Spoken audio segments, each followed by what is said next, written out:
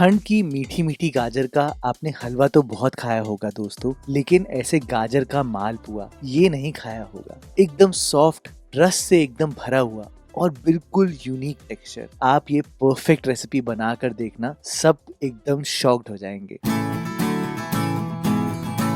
Hello दोस्तों, मैं हूं Bharat. Welcome to my cooking blog. तो फिर देर किस बात की, चलो फिर शुरू करते हैं।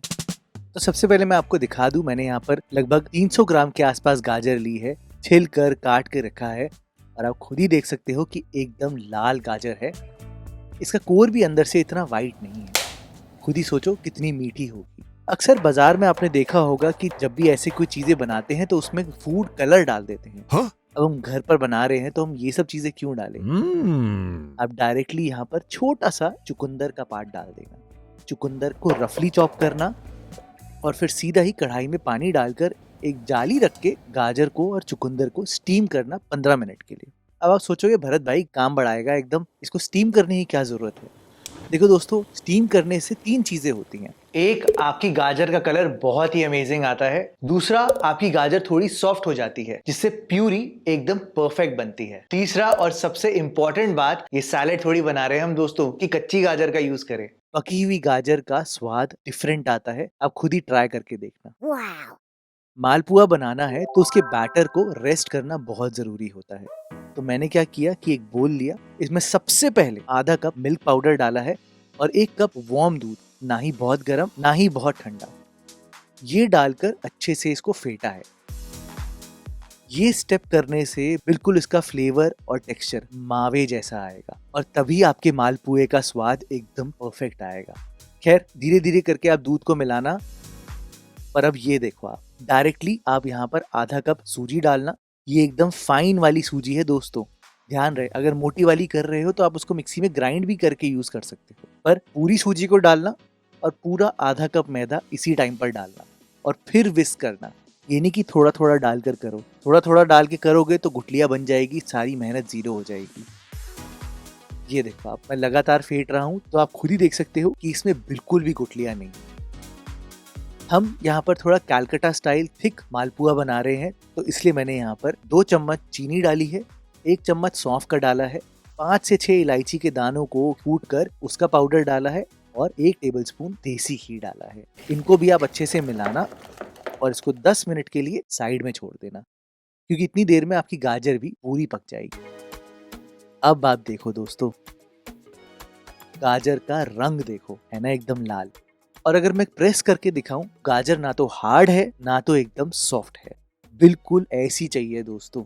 मेरे कहने पे एक बार इस टाइम पे खा कर देखना, तो आपको समझ में आएगा कि ये छोटे से स्टेप से कुकिंग में कितना फर्क आता है, फ्लेवर में कितना फर्क आता है। खैर, इसको ठंडा करके डायरेक्टली आप मिक्सी में ग्राइंड करना और बिना कोई लिक्विड डाल के ग्राइंड करोगे तो हो सकता है कि थोड़ी दरदरी रह जाए। तो थोड़ा सा दूध यहाँ पर आप डाल सकते हो जिससे कि एकदम फाइन पेस्ट आपको मिल जाए। ये देखो आप, अब इस पेस्ट को डायरेक्टली आपने उसी बैटर में मिलाना है। कलर देख रहे हो आप गाजर का, और अब बताओ कोई फूड कलर की जरूरत थी? नहीं ना। इसको आप अच्छे से विस्क करना और बाकी बचा हुआ दूध इसी में मिला देना। अब आप सोच रहे होगे कि भरत भाई दूध की क्वांटिटी है कितनी? तो घबराने की कोई बात नहीं है दोस्तों। मैंने यहाँ पर 2 कप दूध लिया है। एग्जैक्ट क्वांटिटी कप्स में और ग्राम्स में दोनों मैंने नीचे डिस्क्रिप्शन बार में दी है, तो घबराने की कोई बात नहीं है। एकदम परफेक्ट बनेगा हमेशा। लेकिन मिलाने के बाद आप ये स्टेप देखना, ये आपको कोई नहीं बताएगा। मालपुए की थिकनेस जानने के लिए या उसकी फ्लोइंग एबिलिटी जानने के लिए आप क्या करना कि अपनी करछी से पोर करके देखना डायरेक्टली बैटर में। आप ये देखो, बिल्कुल फैलेगा ये। इससे आपको समझ में आ जाएगा कि आपका बैटर की थिकनेस क्या है और आपका मालपुआ कैसा बनेगा। सबसे ज्यादा जो इम्पोर्टेंट चीज होती है मालपुए में, वो ये है कि इसको रेस्ट करना होता है लगभग 40 to 45 मिनट्स। लंबा रेस्ट टाइम चाहिए ताकि स्टार्चेस एकदम फूलें। अगर ये बैटर आपने रेस्ट नहीं किया तो बिल्कुल भी परफेक्ट नहीं बनेगा। तो इसको रेस्ट करना और जब तक यहाँ पर चाशनी बना लेते हैं। चाशनी तो सिंपल है, 1.5 कप चीनी, 1.5 कप पानी को मीडियम लो फ्लेम पर पकाना शुरू किया। जैसे ही चीनी पिघल गई, इसको 2 मिनट आपने और पकाना है। जब चीनी पिघल जाए तभी आप यहाँ पर केसर को डालना और तब तक पकाना जब तक कि ये बिल्कुल तेल जैसा फील नहीं होता। ये देखो, मैं आपको उंगली में दिखाता हूँ, बिल्कुल तेल जैसा फील होना चाहिए। कोई तार वार की चाशनी नहीं चाहिए, कोई ज्यादा टाइम नहीं लगाना। बस याद रखना इलायची एकदम लास्ट में डालनी है, जब चाशनी पूरी सेट हो जाए, तभी खुशबू रहेगी इलायची की, नहीं तो मर जाएगी। तो चाशनी भी रेडी है, हमारे बैटर भी अच्छे से रेस्ट कर चुका है। अब इसमें पकाने से जस्ट पहले आप यहाँ पर आधा चम्मच बेकिंग पाउडर का डालना। अगर आप चाहते हो कि आपके मालपुए पतले बने तो आप सोडे का यूज करना। अगर आप चाहते हो कि आपके मालपुए मेरी तरह थोड़े मोटे बने तो आप बेकिंग पाउडर का यूज करना।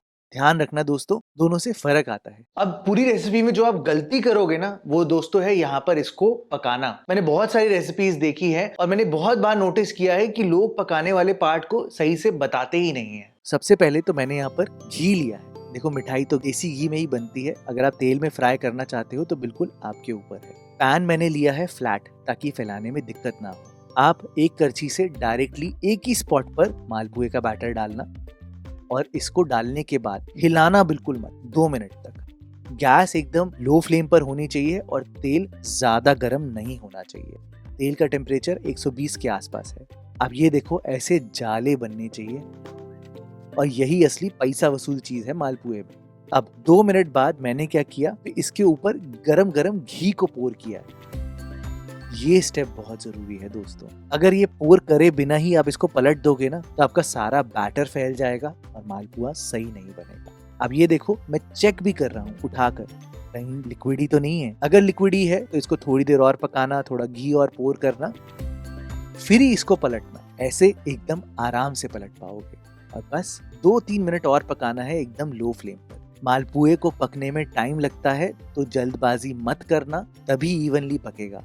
अब पका के अच्छे से घी को निचोड़ के फिर ही चाशनी में डालना। चाशनी में आपने सिर्फ इसको 30 सेकेंड्स तक रखना है। एक बारी फ्लिप जरूर कर देना ताकि अंदर तक चाशनी चली जाए। दैट्स इट दोस्तों, मालपुआ बनके तो पूरा तैयार है, पर खा मत लेना, क्योंकि एकदम डायरेक्टली गरम गरम खाओगे तो इसके अंदर चाशनी एब्जॉर्ब ही नहीं होगी, ना इसके स्ट्रक्चर सेट होंगे। इसको 5 मिनट ठंडा होने देना, सेट होने देना, और फिर ही यहाँ पर मालपुए को काटना। तब देखना दोस्तों ऐसा टेक्सचर आएगा आपका और इतना परफेक्ट रिजल्ट आएगा। एकदम नो फेल रेसिपी गारंटी है मेरी, और फ्लेवर इतना परफेक्ट आएगा कि सच में आप याद रखोगे। आप ये बना कर देखना, आपको बहुत पसंद आएगा।